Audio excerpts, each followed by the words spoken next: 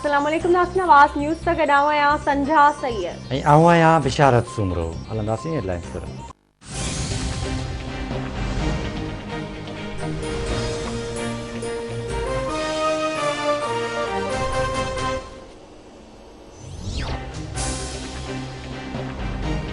Supreme court में वकीलनि जा चैम्बर ड्राइण वारे हुकुम ख़िलाफ़ दरख़्वास्त ते ॿुधणी।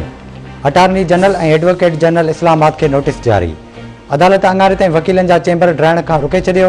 Chief justice Gulzar Ahmed remarks ॾींदे चयो आहे त असां बि वकील रही चुका आहियूं, इहो कमु करणु न ॾींदासीं। अदालत ते दबाउ विधो न वञे। अदालत कंहिंजे बि दबाउ में न ईंदी। वकीलनि खे चङी रीति सुञाणा थो। तव्हां सभु असांजी सम्झ खां ॿाहिरि आहियो। जेको कुझु अदालत लाइ ॻाल्हाए वेंदो आहे सभु ॼाणूं था। तव्हां जंहिं इदारे जो हिसो आहियो कुझु ख़्यालु कयो।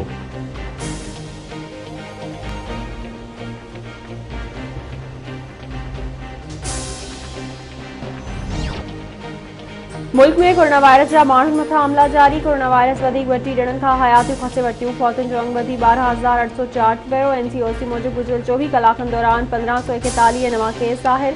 मुतासिरनि जो अंग वधी 5,77,482 थी वियो।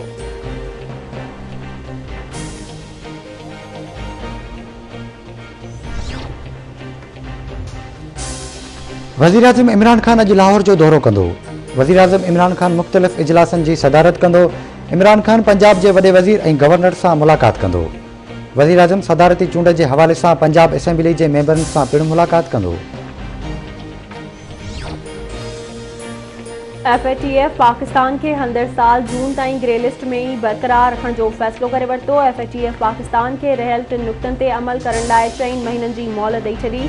FATF जे सदर डॉक्टर मार्क प्लेयर चयो आहे त पाकिस्तान सुठी अॻुभराई कई आहे।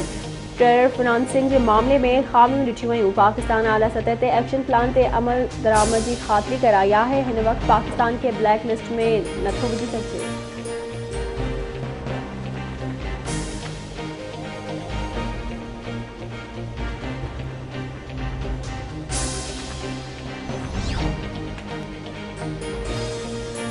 जामशोरो जी सिंध यूनिवर्सिटी कॉलोनी में कुतनि जे ॾहण सबबि मासूम ॿारड़ी ईमान सेतो जे फ़ौत थियण वारे मामले में अॻुभराई। सरकारी फ़रियाद ते सेक्रेटरी ज़ाकिर बलोच ख़िलाफ़ केस दाख़िल। हद जे MPA खे मुअतल करे केस दाख़िल कयो वञे। सुञाणधुरियुनि जो मुतालबो। पुलिस जो चवणु आहे त सरकारी फ़रियाद ते सेक्रेटरी ज़ाकिर बलोच ख़िलाफ़ केस दाख़िल कयो वियो आहे।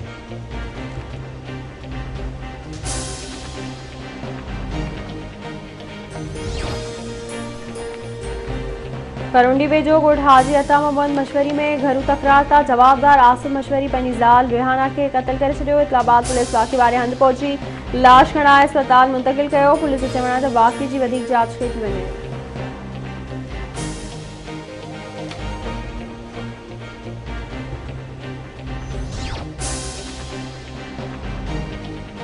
भाऊ खोसो वेझो ॻोठ दुर मोहम्मद खोसो वासी नौजवान शाहिद हुसैन खोसो खे हथियारबंद मुबैना तौरु अगवा करे विया। पुलिस जो चवणु आहे त जल्द ॾुहारियुनि खे गिरफ़्तार करे नौजवान शाहिद हुसैन खोसो खे बाज़ियाब करायो वेंदो।